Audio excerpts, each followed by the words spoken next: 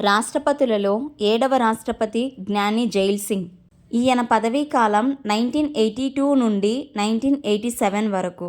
ఈయన పంజాబ్ రాష్ట్రానికి చెందిన వ్యక్తి. ఇంకా రాష్ట్రపతులలో తొలి సిక్కు రాష్ట్రపతి కూడా. ఉపరాష్ట్రపతి కాకుండా రాష్ట్రపతి అయిన 4వ వ్యక్తి. ముఖ్యమంత్రిగా పనిచేసి రాష్ట్రపతిగా ఎన్నికైన వారిలో ఈయన 2వ వ్యక్తి. ఇంకా వివాదాస్పద బ్లూ స్టార్ ఆపరేషన్ జరిగింది కూడా ఈయన కాలంలోనే. జ్ఞాని జైల్ సింగ్ గారు రాష్ట్రపతిగా ఉన్న సమయంలో బోఫోర్స్ వివాదం జరిగింది. ఇది భారతదేశంలో ఒక పెద్ద ఆర్థిక కుంభకోణం. దీనిపైన వివాదం జరిగినప్పుడు కేంద్ర ప్రభుత్వం నుండి వివరణ కోరుకున్నారు. ఇందిరాగాంధీ హత్యానంతరం ఎలాంటి పార్లమెంటరీ సంప్రదాయాలు పాటించకుండానే రాజీవ్ గాంధీని ప్రధానిగా నియమించారనే విమర్శ ఉంది.